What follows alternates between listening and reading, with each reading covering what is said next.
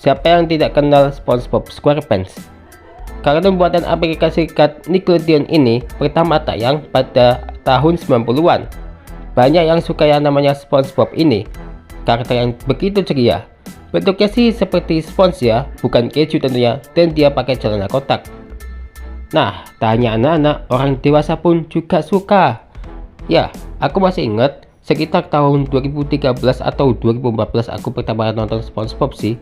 Ya, kala itu ditayangkan utuh lah di Indonesia sih. Tapi tahukah kalian, ternyata ada teori 7 dosa mematikan di SpongeBob loh. Nah loh, apa aja kah itu? Inilah 7 dosa mematikan karakter SpongeBob.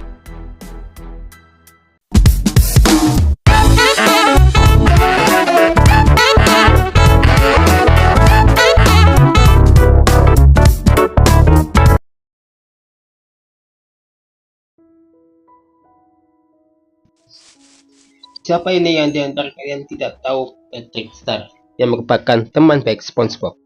Karakternya bodoh, dan ciri-cirinya itu tubuhnya warna pink, memakai celana berwarna hijau dan ungu.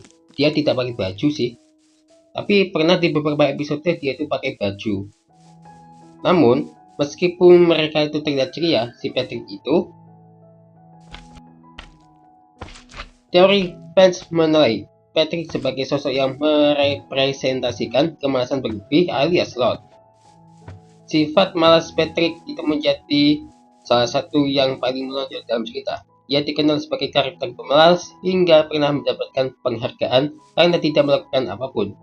Sifat malas juga tampak dari gaya bicara yang Patrick yang lambat hingga seperti meracau tidak jelas. Waduh, kalau kalian nggak usah ikut-ikutan kayak Patrick deh. Lagian ngapain juga malas-malasan kayak gitu? Ya pemalas, tonton video ini sampai habis loh ya. Awas kalau enggak. Kalian harus tahu Seven Deadly Sins ini.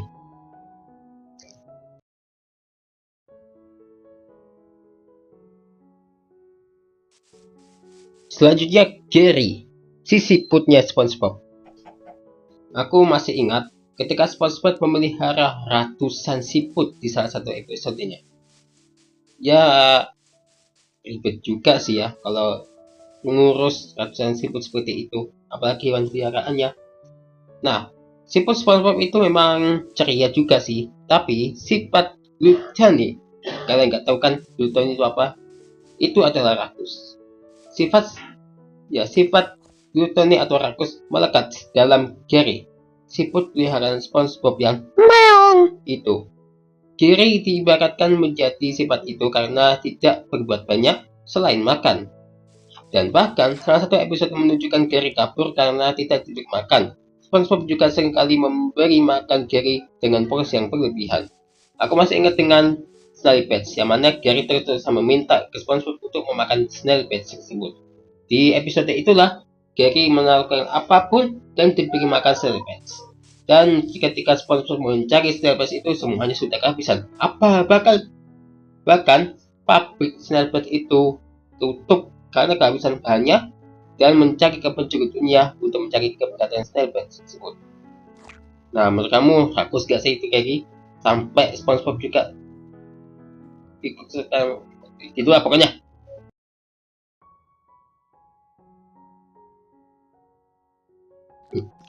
Tubuhnya kecil, warnanya hijau, dan mata satu. Itu adalah Plankton, Sheldon Jeep Plankton, pemilik restoran jam banget.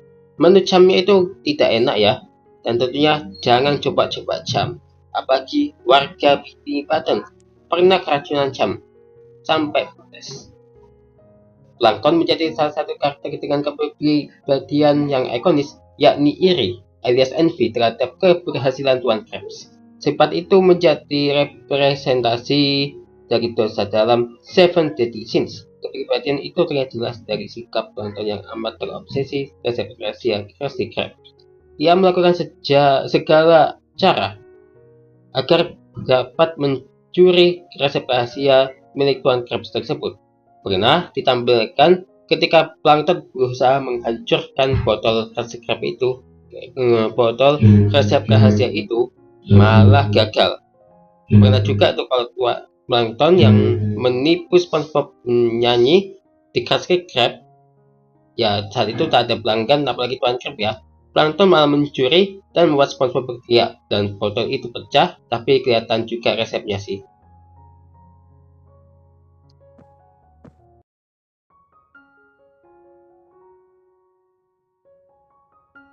Sementara itu Tuan Krabs.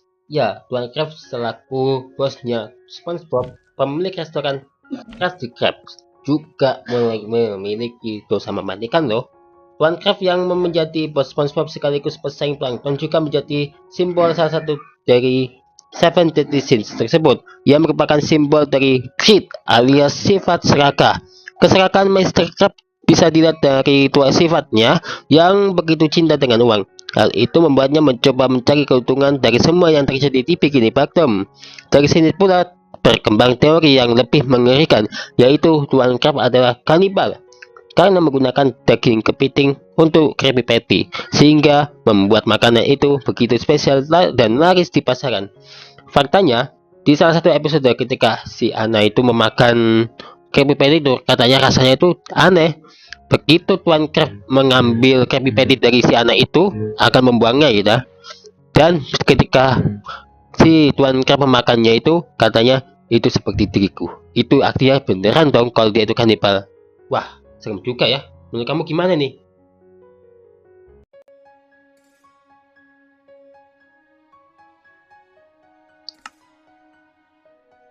Berikutnya adalah Squidward.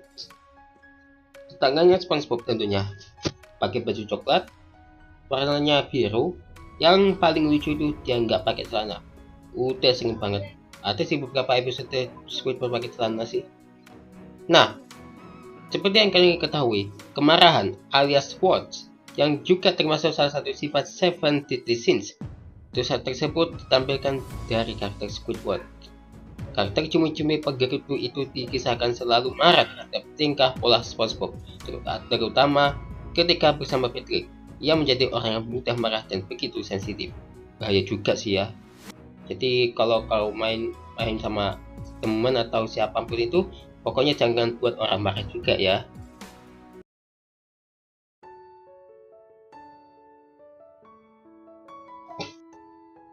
Sandy digambarkan sebagai karakter yang amat kompetitif ya. Tentunya dia itu adalah ilmuwan, penemu, dan juga astronot.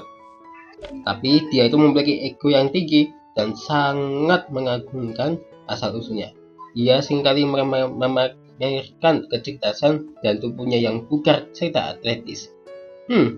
Ternyata dia itu juga suka olahraga juga sih. Tentu saja, kecenderungan sombong tersebut menjadikan Sandy menjadi karakter yang identik dengan sifat sombong atau pride. Menurut kamu gimana nih?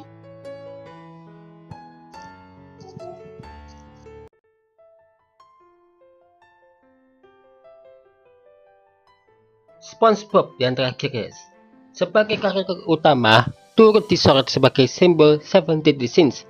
Meski kerap dikaitkan dengan nafsu seks, lust dalam serial ini lebih menggambarkan perasaan SpongeBob yang berlebihan. Sifat itu mutlak terlihat dari SpongeBob yang begitu mencintai karakter lain hingga saat mengganggu tanpa mempedulikan respon atau sikap sekitarnya. Salah satunya adalah Squidward yang bahkan kerap tidak menganggap SpongeBob adalah temannya. SpongeBob juga terlihat punya keinginan kuat untuk dicintai, apapun konsekuensinya. Ada fakta yang menarik nih dari almarhum Stephen Hillenburg. Selaku kreator sama sekali tidak mengomentari teori tersebut. Dalam SpongeBob, ia mengungkapkan inspirasi di balik serial tersebut. Saya ingin SpongeBob begitu mencintai pekerjaan.